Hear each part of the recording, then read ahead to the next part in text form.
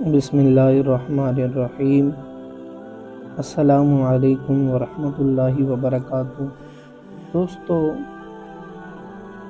حضرت صبر کیا ہے؟ میں نے ایک عالم سے پوچھا جو بظاہر فارغ نظر آ رہے تھے۔ وہ خاموش رہے، جیسے میری بات سنی ہی نہ ہو۔ حضرت صبر کیا ہے؟ میں نے ان سے سوال کیا۔ میں نے دوبارہ اپنا سوال دہرایا، سر صبر کیا ہے؟ انہوں نے میری طرف دیکھا لیکن بولے کچھ نہیں۔ مجھے عجیب سا لگا اور غصے میں آیا۔ کچھ کر بھی نہیں رہے اور بولتے بھی نہیں۔ میں اٹھ کر جانے لگا تو کہنے لگے صبر انتظار ہے۔ میں شرمندہ سا ہو کر واپس بیٹھ گیا۔ پھر وہ دوبارہ گویا ہوئے اور فرمایا کہ صبر برداشت ہے جو تم میں نہیں ہے۔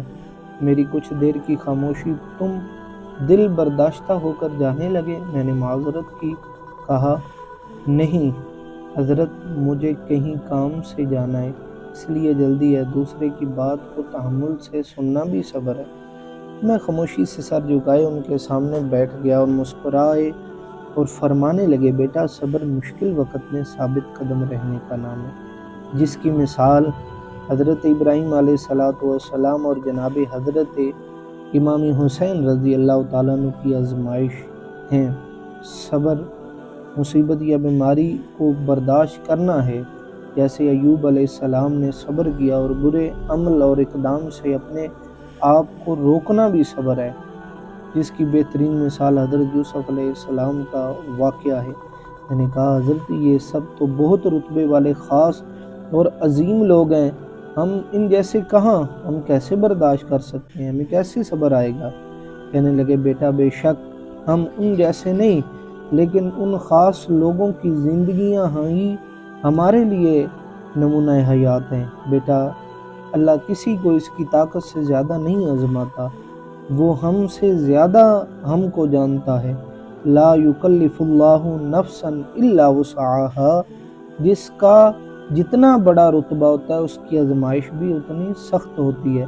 رہا یہ کہ صبر کیسے آتا ہے، تو بیٹا توکل صبر کا سب سے بڑا ساتھی۔ اگر آپ اللہ تبارک و تعالی پر توکل رکھتے ہیں تو یہ ممکن ہی نہیں کہ صبر آپ کو حاصل نہ ہو۔ قرآن میں ارشاد ہوا وَاصْبِرْ وَمَا صَبْرُكَ إِلَّا بِاللَّهِ، بے شک رب کی عطا کہ آپ صبر نہیں کر سکتے۔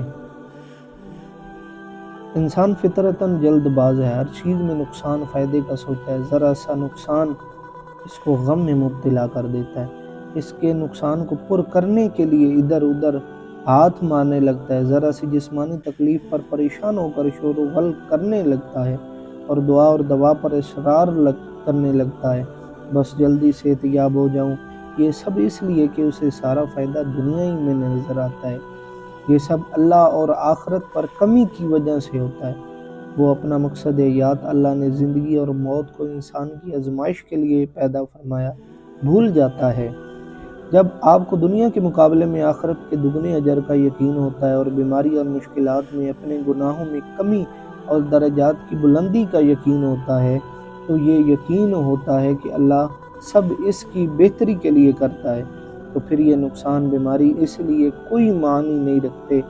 اس کو اپنا فائدہ آخرت میں درے اجر اور جنت کی صورت میں نظر آ رہا ہوتا ہے۔ اور ہاں، ایک آخری چیز بیٹا، صراط مستقیم، سیدھا رستہ، یعنی انعام یافتہ لوگ، صدیقین، شہداء، صالحین کا رستہ، اس پر چلنا ہی سب سے بڑا صبر ہے، کیونکہ یہاں لڑائی خود اپنے ہی آپ سے ہوتی ہے۔ جزاک اللہ خیرہ۔ جن دوستوں کو میری یہ بات سمجھ آئی وہ لائک کر دیں، شیئر کر دیں، کمنٹس کر دیں۔ آپ کی محبتوں کا بہت شکریہ۔ جزاک اللہ۔